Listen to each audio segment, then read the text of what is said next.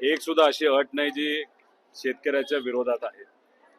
पण या आंदोलनाचा फायदा एवढा झाला आपल्या शेतकऱ्याला की सरकारने मान्य केलं की या GR मध्ये अटी आहेत आणि मान्य केलेल्या अटी जे ते म्हणालेत आम्ही काढू त्या काढल्या तरच 36 लाख शेतकऱ्यांना फायदा होणार आहे.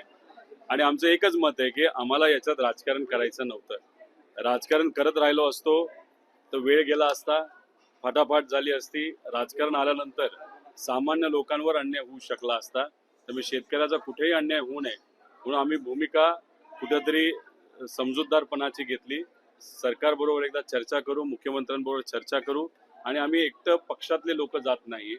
आम्ही फार सगळ्यांची नावं त्याच्यामध्ये राजू शेट्टींपासून सगळ्यांची नावं घेतलेली आहेत. ज्याच्यात आपण नवले भाऊंचं पण आहे, त्याच्यात जयंत पाटील शेकाप सगळे आहेत. त्यात आम्ही तुपकर यांचंही नाव घेतलेलं आहे, त्याच्याबरोबर बच्चू कडूंचं पण नाव घेतलेलं आहे. त्यामुळे यात राजकारण नाही करायचं. त्यामुळे एक या संघर्षाचा जो लोकांनी इथं उभा केला होता त्याचा एकच विजय असं मला वाटतं.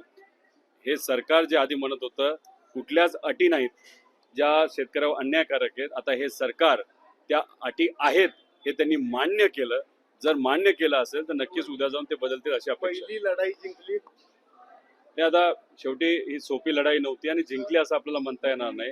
पण कुठं ना कुठं तरी आपण विजयाकडे आता चाललेलो आहोत एवढंच मात्र म्हणावं लागेल. काय देवाला काय मागायचं, देवाच्या चरणापासून सुरुवात केली ती चरणापाशी आहे. नाही म्हणून मी तिथे माझं उपोषण सोडलं नाही.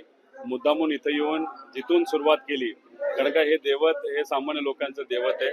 तर मी इथं येऊन समाप्ती करणं पण महत्वाचं आहे.